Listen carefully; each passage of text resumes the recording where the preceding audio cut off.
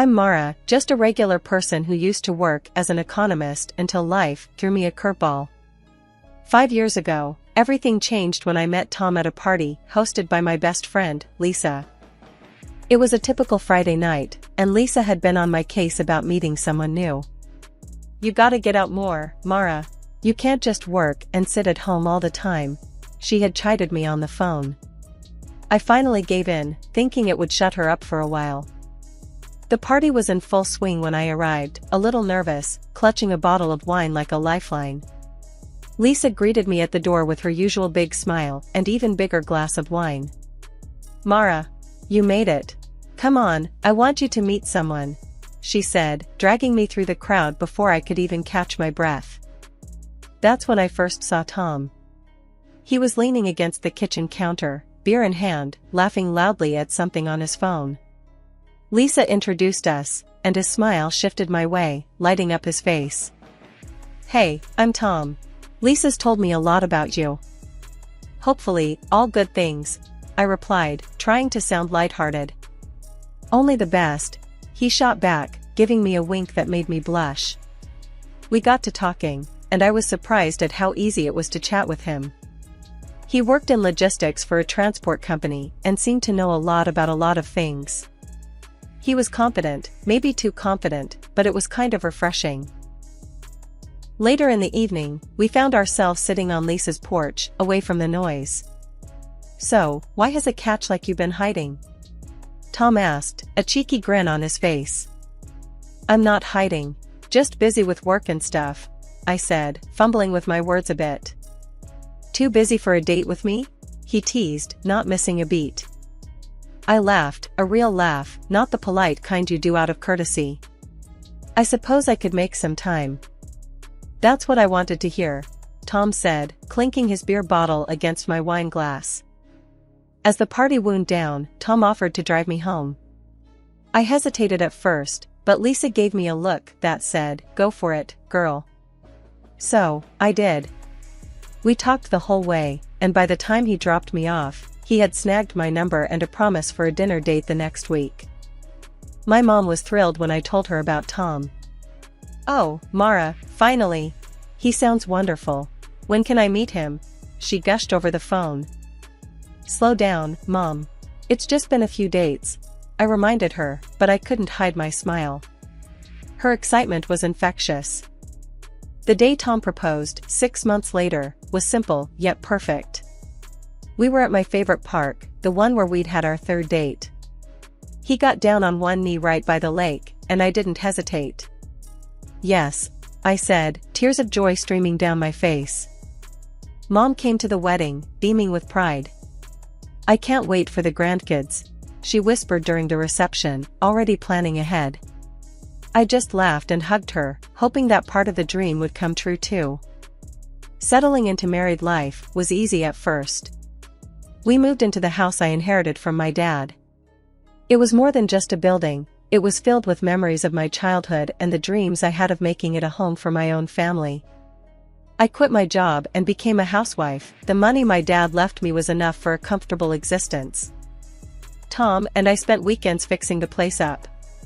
He joked about my obsession with antique furniture, but he loved the results. "Our home," he would say, wrapping his arms around me as we admired our work. "It was supposed to be our forever home." That's how it all started, anyway. I thought I had everything figured out, but life, as always, had other plans.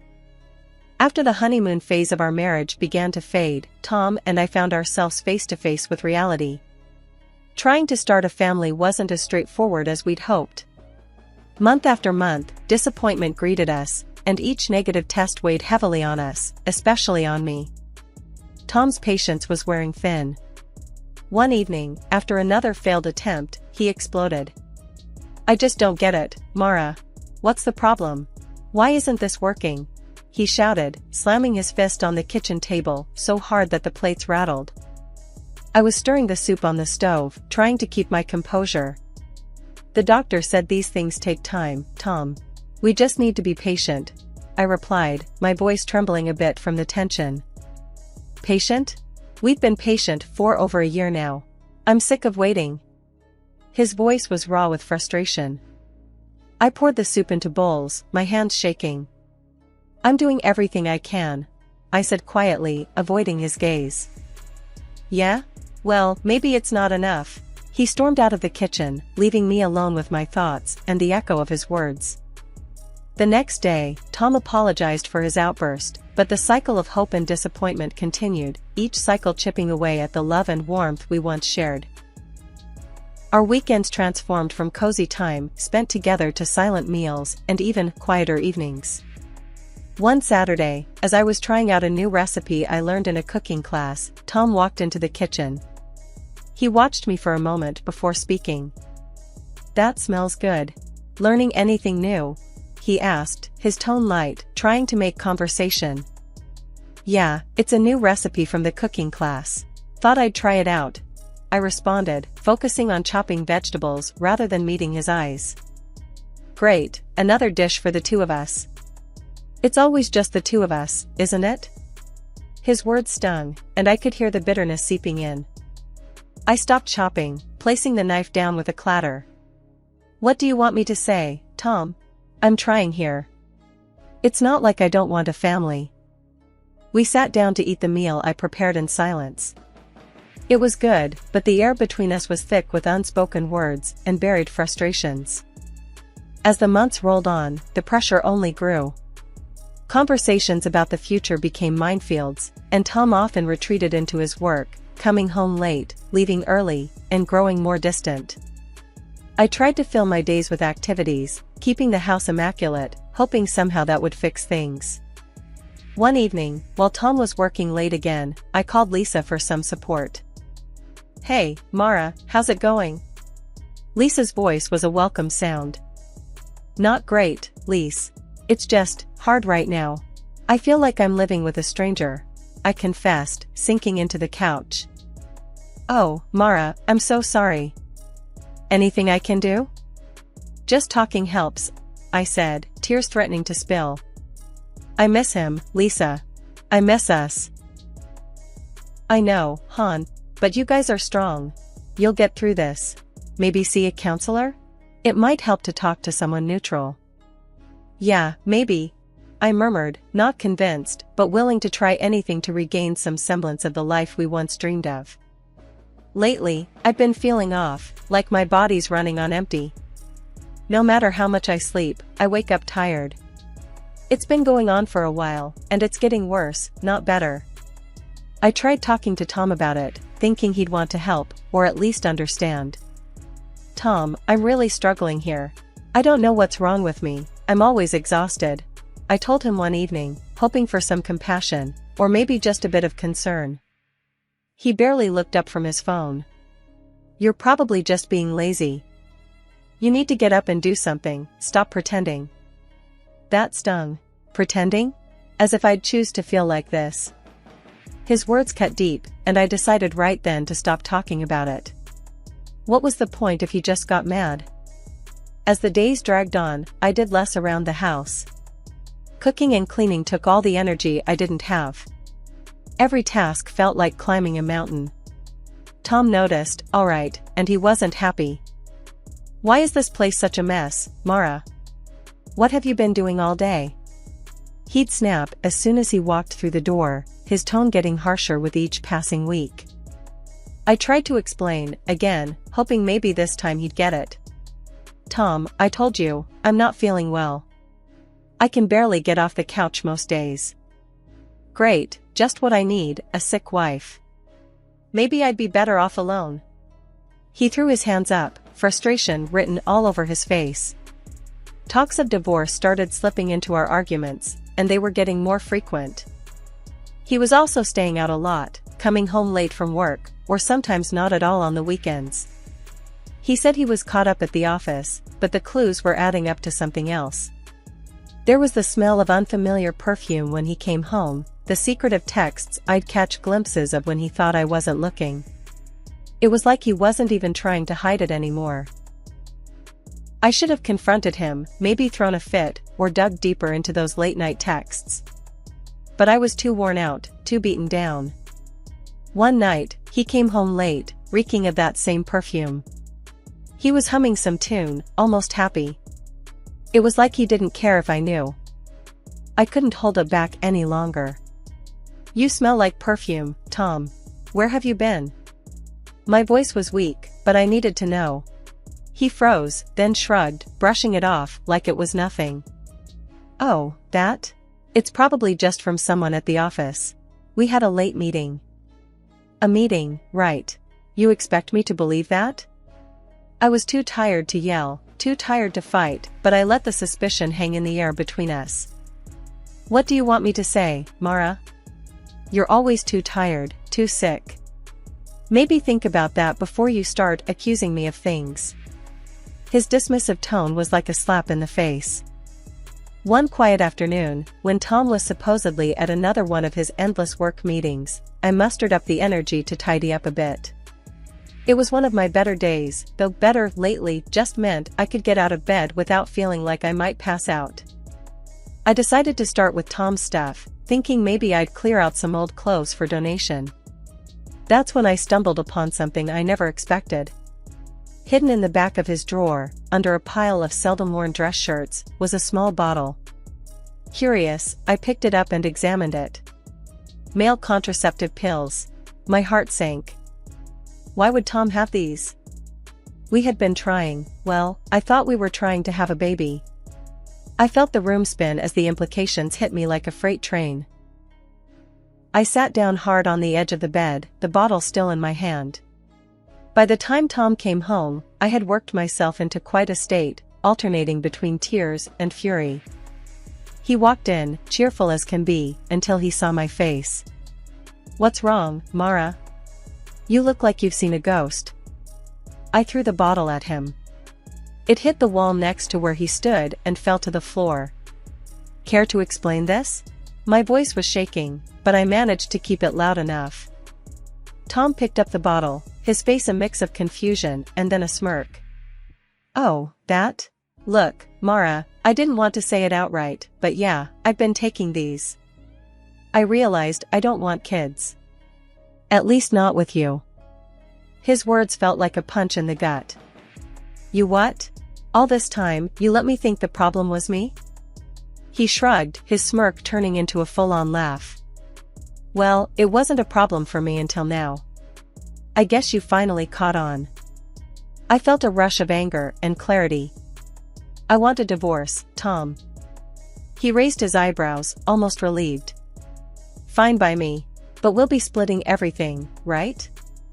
The house, the cars, all of it." I couldn't help but laugh, even though my heart was pounding and my health was wavering. "Actually, Tom, everything we have was bought with the money my dad left me. It's all in my name. You won't get a cent." Tom's face turned red, his anger boiling over. "You think you can keep it all? I'll take you to court. I'll sue you for every damn thing you own." As we argued, my vision started to blur, and a wave of dizziness overwhelmed me. I felt the room spinning faster, and before I could grasp onto something, everything went black. When I came to, the room was spinning, and I could hear faint voices in the background. My vision was blurry, but I could make out two figures in the kitchen. My heart pounded as I strained to hear what was being said. It was Tom's voice, and he wasn't alone. "Just need to be patient a bit longer," I heard a woman's voice say, low and urgent. "Everything will fall into place once she's out of the picture." Tom's reply was a hushed, anxious whisper. "Are you sure this is going to work? It feels risky, and if anyone finds out." "Will you relax? I've got it covered. I know what I'm doing," she snapped back. The confidence in her tone was chilling. "The meds are untraceable, they'll just think her body gave out. Kidney failure, maybe." I felt a cold sweat break out across my forehead. My hands trembled as I gripped the arm of the sofa, trying to process the betrayal. Was Tom really planning something so sinister? To think he'd go this far. I gathered all the strength I could muster and managed to crawl a bit closer, hiding behind the doorframe. "Listen to me, Tom. We're in this together now. You said you wanted a way out, right? This is it. No messy divorce, no losing half your stuff. Just wait till she's gone. the woman coaxed. My breath hitched, and I stifled a gasp. The betrayal cut deeper with each word. I needed to see who was with him. Carefully, peering around the corner, I caught a glimpse of the woman. Dark hair, confident posture. Could it be someone from his work? Their conversation was cut short as they heard a noise, the cat knocking something over in another room. They quickly lowered their voices further, and I couldn't make out the words anymore. Realizing the danger of my situation, I knew I had to act weak. I crawled back to where I had previously lain, positioning myself as if I had lost consciousness again. From my feigned position, I heard their conversation end with a soft murmur of agreement, followed by the sound of a kiss, a sound that made my stomach churn. Footsteps approached, and then grew fainter as I heard the front door open and close quietly. Tom was sending her away. Moments later, he came back to where I was unconscious.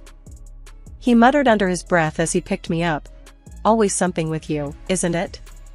Just can't handle things like a normal person." His arms felt cold and his grip was firm as he carried me upstairs, to our bedroom. The physical closeness, once a source of comfort, now felt threatening, but I kept my breathing even, pretending to be out cold. Gently, he laid me on the bed. I could feel his presence lingering as if he was assessing if I truly was out. After a moment, I heard him sigh heavily and then the sound of his footsteps retreating. The bedroom door clicked shut, leaving me alone in the darkness. The next morning, Tom's whole demeanor changed. He woke me up with breakfast in bed, something he hadn't done in months, and his face was lined with a softness I hadn't seen in a long time. "Mara, I'm really sorry about everything," he said, his voice gentle, almost careful. "I've been a jerk, and I shouldn't have pushed you so hard. Please, let's not talk about divorce anymore. I love you, more than anything." Hearing him say that, after everything I'd overheard, felt surreal. I nodded, keeping my face neutral. "Okay, Tom, we can try to work things out," I said, my voice barely above a whisper. His relief was palpable, and he kissed my forehead before getting ready for work. "I'll do better, you'll see," he promised as he left. As soon as the door shut behind him, my act dropped. I grabbed my phone and called my mom. "Mom, I need you to come here. It's urgent," I said as soon as she picked up. Her voice was laced with immediate concern. "What's wrong, Mara? You sound upset." "It's Tom. I can't explain everything over the phone, but it's bad. I need you here," I managed to say, trying to keep my voice steady. Without hesitation, she responded, "I'm booking the next flight out. I'll be there as soon as I can, sweetheart." It took 2 agonizing days for her to arrive. When she did, I spilled everything, the overheard conversation, my sudden health issues, my fears about being poisoned. Hearing it all out loud made it even more terrifying, but Mom was my rock. "Oh, Mara," she sighed, her eyes welling up with worry. "We need to get you to a hospital, right now." At the hospital, I relayed my symptoms and suspicions to the doctor, who listened intently and immediately ordered a series of tests. Waiting for the results was excruciating, but finally, the doctor returned with a grave expression. "We found a potent substance in your bloodstream that's consistent with your symptoms. It's typically used in medications to manage severe conditions, but taken without need, it can be extremely harmful," he explained. My heart sank. "I haven't been taking any medications. That means..." Mom gripped my hand tightly, her lips set in a thin line. "It means Tom has been giving it to you, doesn't it? We suspected, but now we know." The doctor nodded grimly. "Given the situation, I've taken the liberty of informing the police. They are concerned about your safety and suggest a plan to catch your husband red-handed." I was hesitant, the danger feeling all too real. "You mean, pretend like I don't know anything? Let him think he's still fooling me?" "That's the idea. It's the best way to ensure we catch him without him altering his behavior too soon," the officer who had joined explained. After a deep breath, feeling the weight of my decision, I agreed. "Okay, let's do it. If it'll stop him and protect anyone else from being hurt by him, I'll do what's necessary. The next day was like a scene from a twisted drama. Tom came by the hospital with a bag of my personal belongings and a thermos of green tea, my favorite, or so he claimed. He had this look on his face, all caring and concerned, but I saw right through it. "Brought you some tea, love. I know how much you like it when it's freshly brewed," he said, placing the thermos on the small hospital table with a soft clink. "Thanks, just leave it on the table. I'll have some in a bit," I replied, keeping my voice steady. Tom frowned, pushing the thermos closer to me. "Come on, Mara, have some now. It'll warm you up," he insisted, his voice taking on a pressing tone. I shook my head slightly. "Later, Tom. I'm really not up for it right now." Just then, the door to my room swung open, and 2 police officers stepped in. Tom startled, his hand twitching towards the thermos. In a swift move that betrayed his nervousness, he tried to tip it over, to spill its contents on the floor. "Don't move," one of the officers commanded, rushing over to stop him. They grabbed the thermos, securing it, while the other officer grabbed Tom's arms, pulling them behind his back. "You are being detained on suspicion of attempting to harm your wife," the officer holding Tom announced as they cuffed him. Tom's face went white, his eyes darting around the room in panic. "This is a misunderstanding," he stammered. "I was just bringing her some tea." The officers weren't buying it. They led him out of the room, his protests fading as they moved down the hallway. I sat there, a mix of relief and disbelief washing over me. The police had acted just in time, part of their plan to catch Tom in the act, based on the evidence and my testimony. Later, at the police station, I learned more. Tom had been interrogated, and it all came out. He had been plotting with his mistress, a nurse with knowledge of medicines, to poison me slowly. They wanted it to look like natural causes, like kidney failure, so they could take everything I owned. It's clear now. His intentions were lethal. "You're lucky, Mara. It's good you came to us when you did," the detective told me, his face grim. Tom and his mistress were charged, their plans laid bare in court for all to see. I attended every hearing, bolstered by my family and friends' support. Watching him face the consequences, I felt a strong sense of vindication. The jury didn't take long to deliver their verdict, guilty on all counts.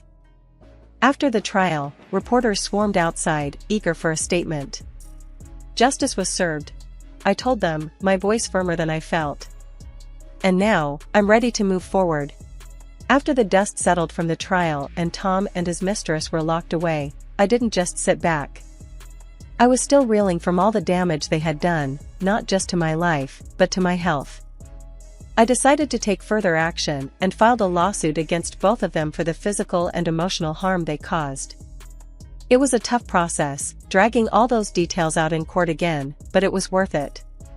The court ruled in my favor, ordering them to pay me compensation for all the suffering they inflicted. It felt like a final stamp of justice, acknowledgement of everything I had been through. Mom had been my rock throughout this ordeal.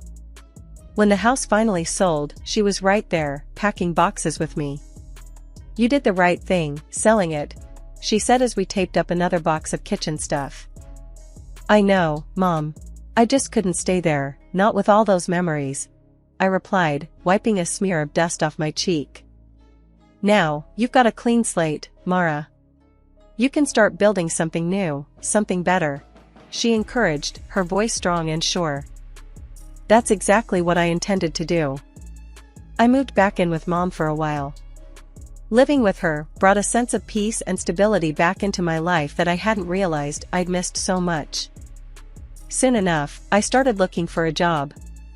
I wanted something that felt meaningful, where I could make a difference. That's when I found the opening at a charity organization that helped people who were struggling through tough times. It seemed like a perfect fit, a way to use my ordeal to help others. I landed the job after a heartfelt interview where I shared part of my story. "We're really glad to have you on board, Mara. Your experience and strength are going to be invaluable here," my new boss, Janet, told me on my first day. "Thanks, Janet.